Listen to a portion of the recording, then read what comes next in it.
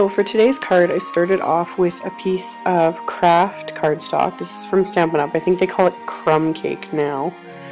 Anyway, Kraft cardstock and my Snowflake stamp set, and I'm inking up the snowflakes with, this is Whisper White Kraft ink, again from Stampin' Up. It's a pigment ink. And I just love the look of the white pigment ink on Kraft cardstock. It looks so pretty. This is another one of those designs that it came to me kind of in the middle of the night, so I scribbled it down and then I just went with it. So I've decided to use white pigment ink, and then I'm going to use a black ink. And FYI, a design like this, it gets really messy, because especially when you're stamping it off the edges of the cardstock and using pigment inks and you're switching stamps, like I had ink everywhere.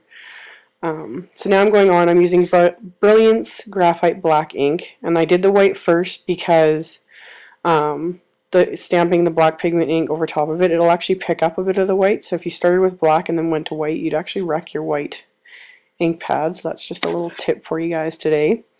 So, but mostly I'm concentrating the design on the upper left portion of the card, because I'm going to end up putting the sentiment on the lower right there. And yeah, just very simple, just a black and white color combo, just mixing up some of the stamps I'm using, stamping them off a few times, not being super precise, just a really neat looking kind of snowfall done in black and white. So I heat set it, otherwise you could just set it aside to dry. And then here I'm using, this is the Stampin' Up Embossing Buddy.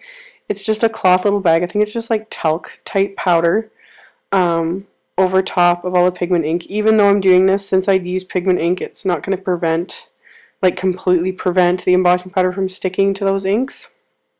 But again, I'm stamping now a couple more snowflakes with the pigment ink, just because I want the gradient of the lighter, like dried white ink, and then I'm going to emboss these freshly stamped snowflakes. So I've inked up the ones I want, and then I'm going to use some detail white embossing powder. And like I said, even though I use that little embossing buddy, the powder does still stick to some of the already basically dry pigment ink. It's just the nature of using stuff like this. But I didn't care. I kind of was going along with this being just a little bit more messy. It's not perfectly crisp and even. So then obviously I heated up the embossing powders with my heat tool, melted them. Otherwise they would just come off when the ink did dry. And then I'm roughing up the edges. This is just a Making Memories distressing tool, but you can use your fingernail or a file or anything like that just to rough up the edges if you wanted to. And then I wanted to add some ribbons. This is AmyR's 1/2 inch black wrinkle ribbon. And again, yes, I bought this from All That Scraps. They're not carrying it anymore, but I have been emailing them and talking to them and begging them to get it back in. It also comes in 1.5 inch width, which would be fabulous, so we'll see what happens. I haven't found any other retailers that I want to order from that ship as quick or will do free shipping if you order enough, like they do with All That Scraps, so we'll see what happens. So anyway, I taped the piece of ribbon to the back of that little card front and then tied another piece in a bow. And then I'm taking a sentiment from my holiday greetings set, inking it up with a graphite black, and then stamping it onto this piece of cardstock. And then once I've got that stamped, I'm going to heat set that again just to speed things up, and so it's all dry. And then I trimmed it. And then just using my little EK Success little corner rounder punch to round the one side, and then adhering that over the ribbon in the lower right hand side, like I said, where I want my sentiment, and then pushing the bow down to where I want it, adjusting it a bit, and then trimming the ends, and then just fiddling with the tail and whatnot, because I wanted the bow right above the sentiment, but obviously not hanging over it so you can still see it. So then once that's all done, it's just a matter of adhering it to the card base. And I decided to go with a black card base. This is a very non-traditional, like Christmas colors and everything, but I love how this turned out. Like just the black and white and Kraft. It's simple yet elegant. I don't know. I just like it. So then for the inside of the card, I took another piece of Kraft cardstock, and I'm going to stamp the snowflakes again, but this time just concentrating them more along the outer edges, because obviously you want to leave area to write your like sentiments and whatnot to the person you're giving the card to.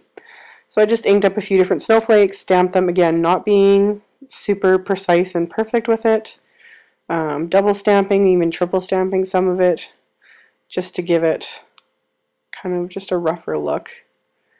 And then yeah, lastly inking up and stamping just one of the smaller snowflakes from the set. And then I'm going to take it again and just heat set that just to get the ink to dry faster. But again, unless you're really good at getting it completely dry, like I had ink everywhere. I had to keep cleaning off my work surface. I had it all over my hands. I was just a mess.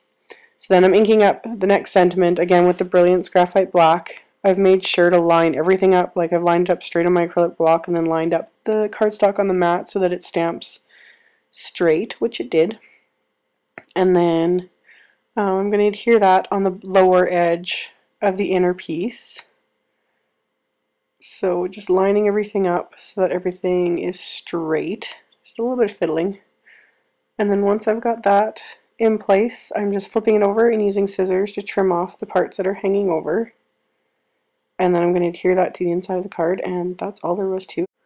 So yeah, really quick and easy, yet it looks quite elegant, and the variations of the pigment ink and the embossing just give it that extra something, but it's something that can be easily mass produced or done in different colors. And yeah, thank you guys so much for watching. I hope you enjoyed this video, and I'll see you guys in the next one. Bye!